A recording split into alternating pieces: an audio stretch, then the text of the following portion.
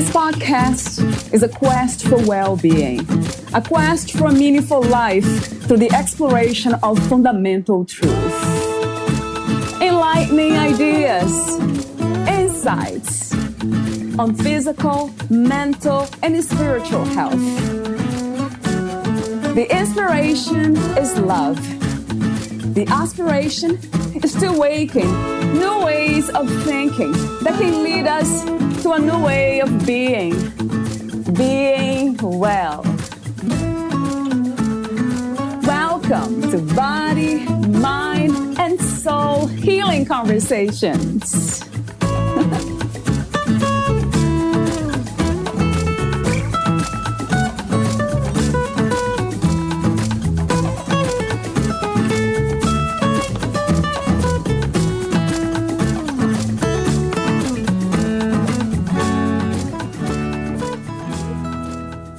Resilience is something we all want, but how do we get it? In this episode, Valeria Tellis interviews Dr. Den Houter, who offers a fresh perspective of the inner workings of resilience. Dr. Den Houter was puzzled why one individual would surmount unbelievable challenges to lead a happy life, while another was stuck with just half the worries. From her successful clients, 7 resilient qualities emerged, and she became passionate about sharing this powerful message. Valeria interviews Dr. Kathryn Den Houter. Kathryn's early years were spent on a hobby farm in southwest Minnesota. Living on the prairie in the heart of the Midwest taught her many lessons about resilience, the blessings of simple faith, compassion for one's neighbors, and the value of honesty as the bedrock for good relationships. She attended Calvin College in Grand Rapids, Michigan, where she received her teaching credentials. Her first years of teaching were in the Wisconsin public school system. But the fresh beauty of Michigan and the state's aspiring people wooed her back to the area. After training in the Montessori Method in Chicago, she became a directress at Marywood Montessori School in Grand Rapids. There, she met her late husband, Len Den Houter. They raised 4 children on a small hobby farm near Lowell, a small burg east of Grand Rapids. Kathryn pursued a doctorate in psychology at Michigan State University and began her private practice in 1989. For 25 years, she had an immensely fulfilling career as a psychologist. It was from treating hundreds of clients that she formulated her theory of resilience. Also, after becoming a widow in 2006, her own resilience was extremely challenged. From all the years of helping others through torturous waters, she was able to help herself. Today, she will be sharing her insights about resilience. Dr. Den Houter is the author of 4 books. 2 of them are nonfiction: Van, A Memory of My Father, and Resilience, a Workbook. The most recent books are 2 historical fiction books, Abigail's Exchange and Cobalt Chronicles. These books articulate the struggles of women who, by the end of the novel, prove themselves to be both resilient and compassionate. Here is the interview with Dr. Kathryn Den Houter.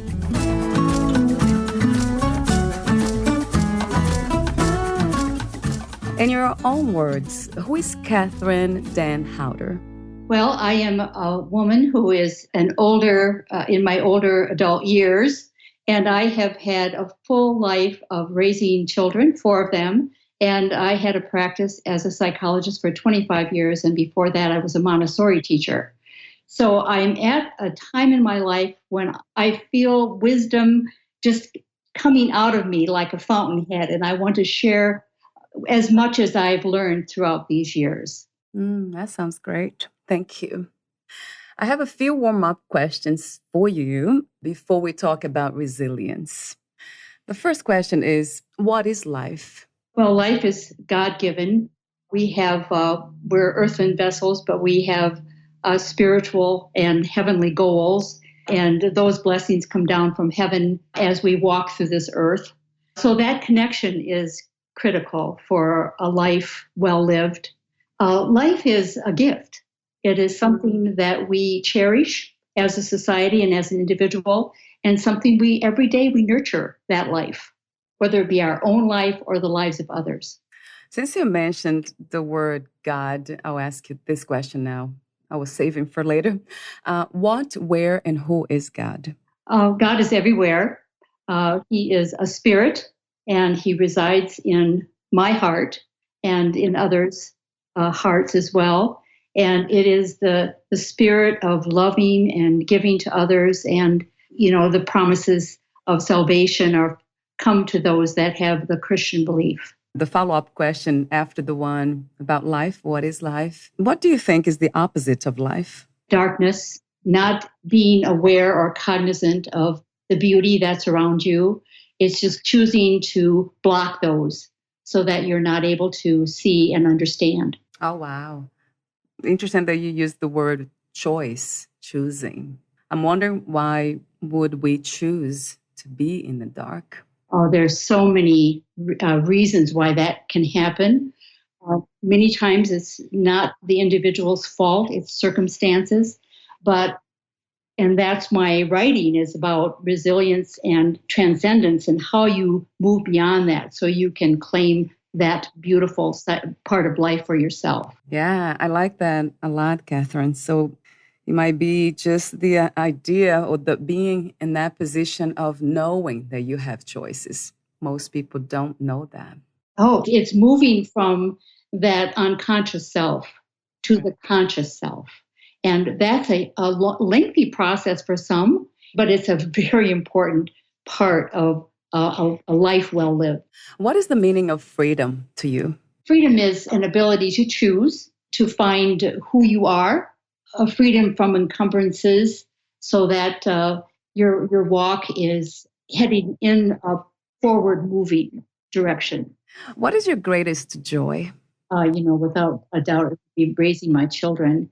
My background, when I studied to be a clinical psychologist, I studied human development. And so to watch my children go through those stages and become very honorable and caring adults is probably my biggest joy in my life. Yeah, that makes so much sense to me, although I'm not a mother. What is the world's greatest need, in your opinion? It's really to understand that man really isn't the center of the universe. It's God. And once you accept that, things fall into place.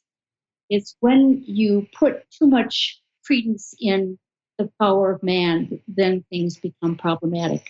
So it's very important to recognize the importance of God's presence in the world.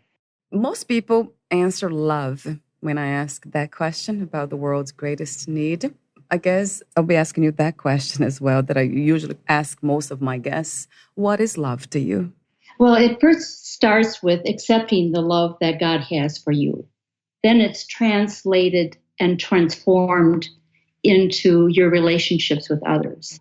So it's putting it in that order. First God, and then in your heart, and then it comes out and emanates toward other people. So that's what I see as a real, genuine, sustainable love. It's the agape love that everyone wants because it's a selfless love. Unconditional love, right? Yeah. What do you think is the purpose of your life? Well, I think to be the mother of my children was number one because I watched them affect the world in good ways, but also to show how resilience impacts lives, how working toward transilience or transcendence becomes a way to help others grow. I'm really like a cheerleader or an encourager, somebody who says, you're on the right path, let's keep moving forward. And I'm all about transformation and allowing people, giving them the space and the understanding they need to move forward and become loving human beings. Oh, wow. That sounds really good to me. You mentioned the word transformation, and this is a question that I normally ask some of my guests, not all of them. What is the difference between transformation and change? I think it's a perspective. So when you're transforming, it's from the inside outward. Change is something that is almost forced on us. Change is a demand. And then what we do is we take it in and we transform. So that whole interior process that we have is activated. to make that transformation and in response to the change necessary. So in a way, transformation supports change. Yes. And that's what we are going to be talking about in a few minutes, resilience. Why did you become a psychologist, Kathryn? Looking around and seeing how many problems were in the world and how interpersonal relationships are affected when you don't have a clear understanding of what's going on. It's when I became moved out of that unconscious and into that conscious self, I needed more education. I needed more understanding. I needed how to really do the scientific experiments and understand the research in human development. So that's what propelled me into the field, to increase my awareness and to help me do that process of unconscious to conscious. I like that. You use the word consciousness and awareness. That is very much connected to spirituality and why not religious beliefs as well. Psychology doesn't seem to be connected with spirituality, but in a way it is, right? Oh, the start is a philosopher. John James is the one that started it, and he was a philosopher. So the questions about meaning of life and why are we here, who are we, understanding the psyche is really the origination of psychology. So it is very spiritual, very much looking at the mind and soul of a person. Yeah, self-awareness, self-knowledge, right? To me, there's nothing more spiritual than that. Like you mentioned earlier about connecting with God at a personal level first in order to emanate or manifest that love to others or into the world, right? What is your own definition of resilience? Well, there are two parts. The first part is I'd like to use the image of a rubber band. And let's say we take the rubber band and we really stretch it. And that's kind of akin to the stressors and tribulations we have in life. So we're just stretched to the max. And the ability to have it go back to its original shape and size would indicate a person who can handle the stress and tribulations. So that's one part of it. But there's also another part that is so key that oftentimes people overlook, and that is the transcendence. And this is the part where you're able to get the big picture, how you fit into that big picture, and to have what I call the relief of the big picture. So you're not so bowled over by day-to-day occurrences because you know that the world is in God's hands, that this will not be forever, that things will change and you can then transform and become resilient as you travel through whatever God has planned for you. So it's the elasticity, going back to what you were originally, but also how to tackle problems from a transcendent point of view. That sounds really good to me, and I'll be asking you lots of questions to explore that idea. I know you have a theory, resilience theory. Would that be connected to what you just said? Yes, what I just explained, that's what the theory is. It's the two parts, the elasticity and also the transcendence. So how and when was your resilience challenged the most? Well, I was widowed in 2006, and it was the 4 children that I had with my husband, Len, just the joys of both Len and my life. We just enjoyed our children so much. He died very suddenly of a heart attack. And so I was left with, picking up the pieces and trying to make a go of it.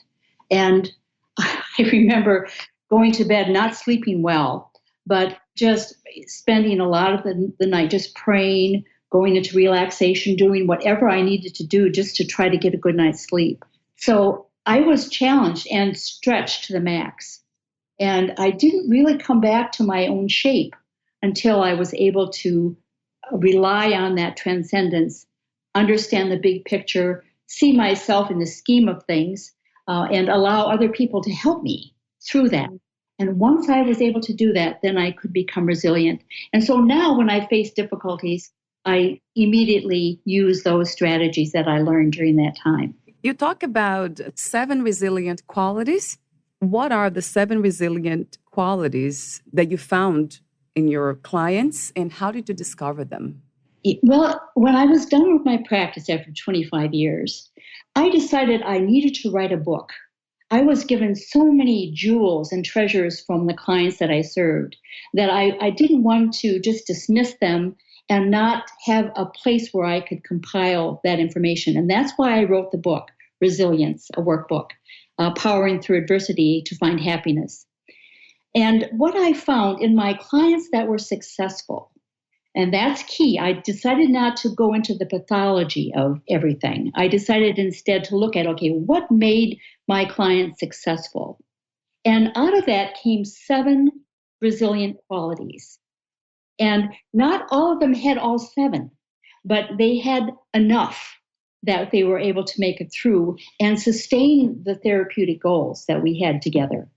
One of them, the first one, which is very important, is the nature, being able to go into nature and find solace. Just to go outside of your door and look at birds recreating, blossoms blooming, and to spend time in nature and just feel the healing that can come from loving God's creation. So that was one thing I noticed they had. Also, there was a mindset for adventure. These individuals that were successful, their beta was turned on. And beta is a brainwave that you're onto something. That's turned on and means that they were going about life with a sense of excitement and ready to see what was around the corner. And they had an interesting spark for living and a drive to celebrate what they were experiencing. Yeah. So those 2 qualities, and there's also what I call dark walking. And this comes from a terminology from Barbara Taylor's book on walking through the dark. And this is being able to face the dark part of ourselves and recognize that we're a whole, that our lightness and our darkness actually creates one whole person. And we tend to avoid that dark side, but we learn so much from that dark side that we need to stand and look at it and eyeball it and learn from it. And that's our fears, that's our limitations, that's our feeling of failure. All of those dark things we have to look at to really become strong, resilient individuals. Then the 4th one is being able to be creative. When we're in the space of scarcity or needing something or wanting something, did we just passively endure it, or did we creatively problem solve through that? And I found people who were problem solvers were the ones that were able to sustain the therapeutic goals and to have a happy life. Then the 5th one was being able to connect with others. And all the researchers who have done work on resilience come up with the same one. People who are able to connect with helpful people when they need it are able to endure and are strong, resilient individuals. The 6th one is to be reflective. So recognizing that the only way you can go forward is you have to go backwards to understand what happened so that you can make the changes to transform into your future. So to be reflective is a very important quality. And it's painful sometimes because there are fears, there are failures that we have to address so that we can make the transformation that we need to. And then the last one is the finding a mission or a purpose. And when you're going through that dark part of yourself and you're struggling hard, to find a mission or something that you can, a purpose that you can put your head on that will guide you through, that is really important. So those are the 7 qualities that are important for creating a resilient life. And they make so much sense to me. I have some questions for you. For some of them, maybe not all of them. You said the 3rd one, the dark walk. That is so interesting, facing our darkness and fears. I'm wondering, what are the methods, the most effective methods to do that? Well, I like the book by John James and Russell Friedman. And the name of that book is A Grief Recovery Handbook. It's a very simple book, not very long, but it shows you how to effectively go through grieving. And grief is something all of us face. And as we age, we have more losses and more losses. And we know the least about how to walk through those losses. So if we can get a handle of how to get through those and become a full human being without a lot of blockages and without being stymied or numbed by life, it's very important that we address that. And that grief recovery handbook does that, because losses aren't just people. It could be a loss of innocence in childhood. It could be a loss of a job. It could be a loss of family, good family functioning. There are so many losses that we deal with on many levels. That's a very good point. Yeah, it's not just losing people we love, which might be the most painful experience, but also other losses. Yeah, we might experience losses every day, actually, if we really pay attention. Yeah. For you, what really helped to get through painful loss? What was the most effective method in your case? Well, I went into therapy in my situation, and I was in therapy twice a week for 9 months. And then I used John James and Russell Friedman's book, Grief Recovery Handbook, for myself. And I remember writing a letter to my late husband and just expressing all the joys that I had when I was with him, and also the regrets, and just being very honest about that. And that was very helpful. And I made sure all my children got that book, and they all went through it and followed the steps. And many comments came from them that it was probably the most effective strategy. Yeah, so writing. I was about to ask you another question about the 6 resilient qualities. You mentioned being reflective. I had a question here about writing and journaling. So I guess that's another method that we can use. A great method, a healing method, writing, right? It is, because think about writing. It is not just pen and paper. It is you're taking all of your emotions and you're putting them down in a word, rather than having them just fill you in this unexplainable blob inside of you. It becomes a refinement of those feelings so that you can start to manage them. So journaling is just critical in the process. It might be also clarity. Thoughts, they become, or emotions, feelings, they become words. It's easier to see clearly what's happening. Because if we are always in our head all the time, it can get confusing. And you mentioned the 7th, really important one, finding purpose and a mission. How do we know when we found our mission and our purpose in life? It's a sense of inner peace. It is realizing that other people are listening. It's getting that sense of fulfillment. The aha moments come more frequently.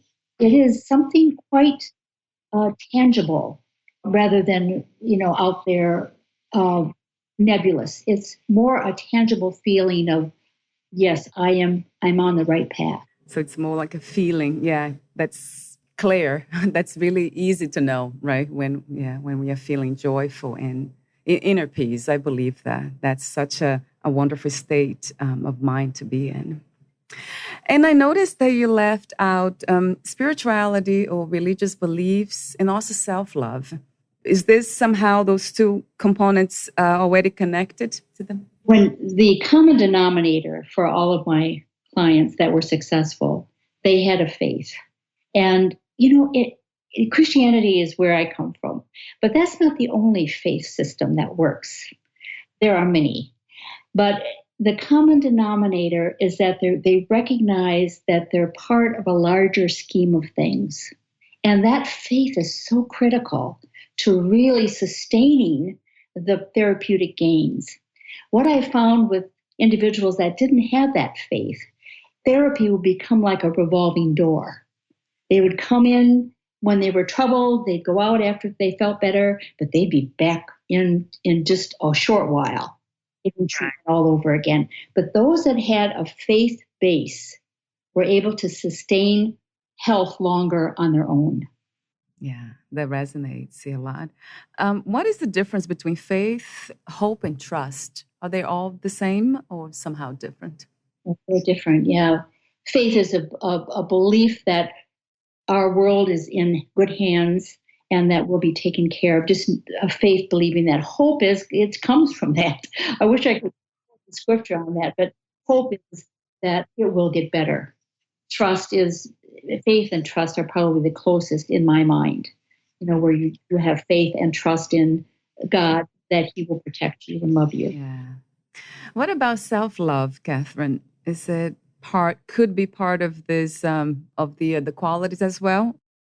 Self-esteem is so critical. It's not an inflated sense of self. It is a self that is reality based. So they recognize that they're part of just part of a larger scheme of things. But the statements that you make to yourself are so key in your self esteem that when you have negative tapes, it's essential that you change those tapes, especially if they're distorted and not reality based. Otherwise, you limp through life and make bad choices many times. So it's very important to have really good, healthy, reality based self talk. Yes. Yeah, I like that. And it's not selfish or a narcissistic way of living. It's quite the opposite. The word already says love, so love is part of it. It's not possible to be selfish when you love. I don't think so. What is SAD? SAD, Jim Loeb? Not sure if I pronounced that right. Oh, it's an that is kind of an odd, but it really is, it worked magic for my clients. And basically, it is all of the thought distortions that was developed by cognitive behavioral therapists, that's CBT. And basically, it's looking at the should, the all or nothing thinking. So that's SAD, and disqualifying the positive, it would be the SAD acronym. And labeling, overgeneralization, personalization, and emotional reasoning, that would be the LOPE. And the Jim part, the middle part, would be jumping to conclusions, inappropriate maximization and minimization, and mental filter. So that would be the Jim part. So SAD, Jim, LOPE. And it was a way that my clients could organize the thought distortions and discover where what they were saying to themselves that were distorted, and then change it around so it was stated positively. Oh, wow. It is connected to a test or some sort of survey or? It was a task. So they would come in and we would start with the shoulds and we'd analyze what they were saying to themselves and write that down. And then we'd rephrase it so that it was said in a healthy way. So what I liked about that method is it was pretty comprehensive. So you didn't miss a whole lot. So we would go through and discuss each one and then rephrase the distortions that we were saying to ourselves in the therapy or in our day-to-day life. Yeah, I like that. Is that also, it has a relationship with affirmations? With affirmations? Yeah. In fact, when you rephrase them and put it in reality-based phrasing, then throughout your day, you say them over and over to yourself. Like, I will rehearse success. I will do the best I can. I will accept my failures and learn from them. Those kinds of statements become self-affirmations. And some of my clients would put them on the mirror, or some of them would put them on the steering wheel of their car to really remind themselves that this is what they needed to do to have a healthier self-esteem and then to make better choices. I like the word you use, reminder, because a lot of times that's really what we need, a reminder of these qualities, the amazing qualities that's within us. And for some reason, it's challenging to access in difficult times. So I love what he said as a reminder. We're just being reminded of those qualities within. So how is resilience connected to relaxation? And why is relaxing important? Well, relaxation is critical, especially in my therapy when I work with my clients, because when you're anxious, you're really in a prison and you're unable to think clearly and to work effectively on your issues. So it becomes essential. And many times we would do relaxation before we would even start the treatment. I found that people would block much more readily if they were either anxious or depressed, and the work would just be futile in many cases. And we all know that stress kills. Stress creates a life that is difficult, very difficult. And it's important to find a way to route it out and to resolve it so that it doesn't bog us down. I agree 100%. What are some of the methods, Kathryn? Would you say meditation? Well, there is three parts. First of all, you have to become aware of the stress. So you have to do checklists and talk with your therapist about what your individual stressors are and what it does to your body. So being conscious of it is number one. And number two, then you try to prevent it as much as you can. And that would be setting goals, maybe changing perspectives, building relationships. That prevents stress. But you and I know that it's going to come in there somewhere or another. So it becomes essential to do what I call cancel the ill effects of stress. And that comes down to meditation, visualization, yoga, changing your sleeping habits, exercising. So those are the ways that you can employ to cancel the ill effects of stress. And also the first resilient quality you mentioned, just being around nature. That is so relaxing. Yeah, that's wonderful. So talk to me about visualization and also mindset of thankfulness and the relationship with resilience. Well, there are weighted blankets put over you that just reduce the anxiety that you feel. Yeah, and that would be a very good way to cancel the ill effect of stress, just kind of put you like in a womb. The thankfulness is really an important part. And what was the first question that you had? What was it about?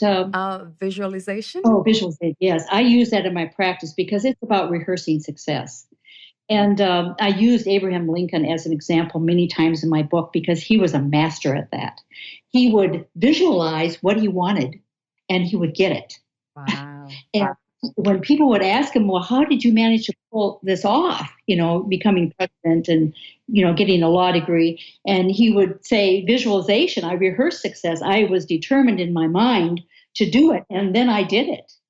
And I, especially in the summer months in August, right before school would start every fall, I would have mothers bring their children in because the child would get what we call school phobia. So my goal then was to rehearse success for them. So as soon as they found out who their teachers were, what classes they were going to take, and we'd find out as much as we could about the teachers and then try to ascertain what the fears were about this class. And we'd get them all out with strategies of how they would solve those dilemmas. And then we would go into a deep relaxation, progressive muscle relaxation. I'm such a believer in that. And then we would talk through solving those problems effectively. And then at the end of the school year, we would visualize a successful school year because we were able to solve those problems as they arose. And so this was a systematic way of helping children arrive at a successful conclusion of the school year. It was very effective. So it's more imagination than actually looking at something. Some people, they create, I think they call vision boards or... Well, that's a component of it, that for sure. That is one thing that can be done. Psycho-cybernetics does that, where you see yourself in a certain successful position. And then you look at that over and over again. It becomes part of you. Where I used it in my practice was for children in school. And also, to help parents with their children to visualize what an experience would be like, and then have them do chewable chunks and reward them each time they successfully completed part of that total visualization. And so I used it in two ways, particularly with school children. I never heard it that way. Rehearsal success. That's the first time. And then the mindset of thankfulness, is that the same as being grateful? Yes. And what they have found, there's been a lot of research recently about that because it seems to activate a certain part of the brain. And what they have found is that it's impossible for our brain to feel anxious and thankful at the same time. So if we want to get rid of that anxiety, if we can train ourselves to move into a state of thankfulness, we can shift away from that anxiety. Right. Anxiety is connected to fear, isn't it? Going back to the facing our fears in the darkness. Yeah. Would you like to add anything that my questions did not cover, Kathryn, or read a passage in your book before I ask you my final questions? Okay. The 7 resilient qualities: connecting with nature, openness to change, dealing with the dark, overcoming scarcity and creativity, connecting with people, the power of reflection and finding a purpose, are underscored by deep spirituality. The lesson learned from the 15 resilient personalities presented here is that thankfulness and transcendence become foremost in their journey toward resilience. Yeah, and it really, really resonates. So I have a few more questions for you unrelated to the topic. Would you like to add anything else? No, I think you did. You did a good job getting those questions out. Yeah, I know you helped me with it, but yeah, right. I think we explored the topic of resilience really well. So my final questions: how do you define success? What is to be successful to you? To be fulfilled, to know that you've helped people in this world, and that you have a sense of what I call generativity, where you realize that you have lifted up a generation to meet the challenges that they will be facing in the future. What was the hardest lesson to learn about yourself? That broken dreams are hard to rechannel your energies once you've had a dream that has been broken and destroyed. That it takes everything you have to find a life that's meaningful and continue on the path that you've set for yourself. And that's resilience, isn't it? Yes, it is. Do you believe in unconditional self-love? I do. I think you cannot have too much self-esteem, but don't be fooled. There are fakes out there. And those narcissistic personalities really don't have the real love. They're just puffed up, and they aren't able to really love another person because they're so stuck on their reflection. But to really love yourself is to be kind to yourself and to take care of yourself. And that spreads around to people you know and love. They see that and they cherish that too. Yeah, I love that, being kind to yourself, right? What is another word for healing? Transformation. If you knew you would die soon, meaning losing the body, would you make any change in your life or do anything differently? Well, that is a great question. At this point in my life, I'm doing a lot of writing. So I guess I would just speed that up a little bit more. I'd be a little bit more diligent on writing what I need to write. I'm on my 5th book, and it sometimes life gets in the way, and I think I'd just be more focused on that. Do you believe in life after death? Oh, yes. What kind of life? Oh, it's a heavenly life. It's filled with love. I will see the people. Oh, John Prine, one who we lost just recently, he wrote a ballad about what heaven would be like. And it was just charming. And it is about relationships. And it's about the people, my clients that I have just loved, and so many of them I've loved.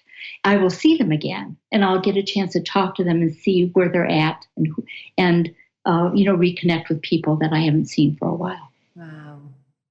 What are 3 things about life you know for sure as of today? Well, I know for sure that children and parents, families are strong venues for growing healthy people. I know that there are some structures in society that are essential for strong endurance, and family support is one of them. And it is very important to work toward that family cohesiveness. It has been a meaningful and wonderful conversation, Kathryn. Thank you so much for your presence and your wisdom. Yes, you're welcome. Thank you very much, Valeria. Very good questions.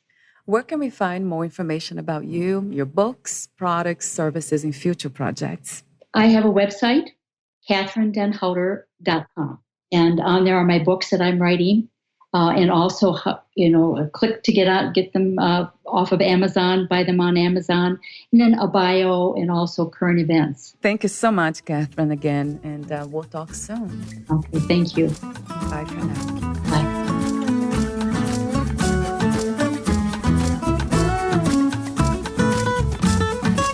Thank you for listening. To learn more about Dr. Kathryn Den Houter, please visit her website, KathrynDenHouter.com.